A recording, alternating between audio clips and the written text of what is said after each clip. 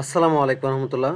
স্বাগত জানাচ্ছি আমি মোহাম্মদ বিলাল হোসেন। আজকের টিউটোরিয়াল থেকে আমাদের আজকের প্রসঙ্গ, যারা ইউটিউবিংয়ে খুব দ্রুত সফলতা পেতে চায়, এই সফলতা পেতে গিয়ে তারা অনেক সময় সাবস্ক্রাইব ভার্সেসের রাস্তাটা বেছে নেয়। আদৌ সে জানে না যে ইউটিউবিং করে কখনো সাবস্ক্রাইব ভার্সেস করে নিজেকে এস্টাবলিশ করা যাবে কি না, বা এটার ক্ষতিকর দিকটা কী, সেই বিষয়টা কিন্তু তারা জানে না। তো একটু থিওরিক্যালি আপনাদেরকে বলে দিচ্ছি, আপনারা যারা ইউটিউবিং প্ল্যাটফর্মে নিজেকে এস্টাবলিশড করতে চান, তারা কখনোই সাবস্ক্রাইব ভার্সেস করবেন না। যদি করেন তাহলে অবশ্যই আপনার চ্যানেলের কিছুটা হলেও রিচ ডাউন হয়ে যাবে। এর একটা কারণ বলি, কারণ একটা ব্যাখ্যা করি আপনাদের কাছে। কারণটা হচ্ছে, যে ব্যক্তিটার সাথে আপনি সাবস্ক্রাইব ভার্সেস করতে চাচ্ছেন বা করবেন, উনি নিজেও কিন্তু একজন ইউটিউবার। আপনি একজন ইউটিউবার, উনি নিজেও একজন ইউটিউবার, তাহলে দুজনেই ইউটিউবার। তাহলে কি হলো, ওই অডিয়েন্সটা কখনোই সেকেন্ড টাইমে আপনার ভিডিও দেখবে না, দেখতে চাইবে না। কারণ কি, তার একটা সাবস্ক্রাইবারের প্রয়োজন ছিল, আপনার সাথে এক্সচেঞ্জ করে নিয়েছে। আপনার একটা সাবস্ক্রাইবারের প্রয়োজন ছিল, আপনিও তার সাথে সাবস্ক্রাইবার এক্সচেঞ্জ করে নিয়েছেন। কিন্তু পরবর্তীতে মিট এই যে মিট হওয়ার বিষয়টা, পরবর্তীতে একটা ভিডিও আপলোড করার সাথে সাথে নোটিফিকেশন পাওয়ার সাথে সাথে যে ভিডিওগুলো দেখবে, সেরকম কোনো রাস্তা আর খোলা নেই। তো এই বিষয়গুলো থেকে আমাদেরকে অবশ্যই সতর্ক থাকতে হবে, কখনো সাবস্ক্রাইব ভার্সেস করা যাবে না। এবার আসি, একটু প্র্যাকটিক্যালি আপনাদেরকে বোঝানোর চেষ্টা করি। তো প্র্যাকটিক্যালি বোঝানোর জন্য আমি আমার ফেসবুকটা ওপেন করে নিলাম, ওপেন করে নেওয়ার চেষ্টা করব। এই মেইলটা ওপেন করে নিচ্ছি। এখন আমি আমার ফেসবুকটা ওপেন করে নিলাম।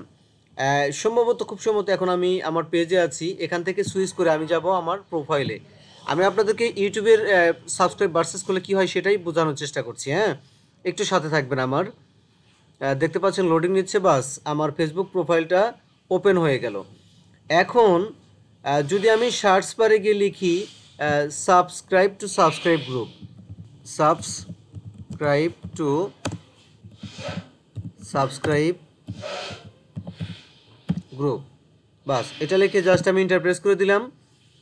স্ক্রিনে যদি গ্রুপগুলো চলে আসে, অবশ্যই চলে এসেছে। দেখতে দেখতে যে কথাটা আমি আপনাদেরকে বোঝাতে চাচ্ছি সেটা হচ্ছে, আমি এটা সরিয়ে ফেলছি। দেখতে পাচ্ছেন এখানে অসংখ্য সাবস্ক্রাইবার গ্রুপ আছে।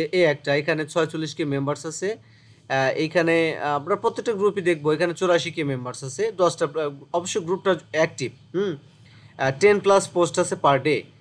এটাতেও 10+ পোস্ট আছে পার ডে, এটাতেও 10+ পোস্ট আছে পার ডে। মোটামুটিভাবে অসংখ্য গ্রুপ আছে। তো এখানে এই গ্রুপগুলোতে আমরা জয়েন হয়ে একটা করে পোস্ট দেই, সাবস্ক্রাইব টু সাবস্ক্রাইব অথবা সাবস্ক্রাইব ভার্সেস সাবস্ক্রাইব, এত মিনিট ওয়াচ, মানে নানা ধরনের ক্রাইটেরিয়া ফিল আপের জন্য এখানে আমরা পোস্ট করে থাকি।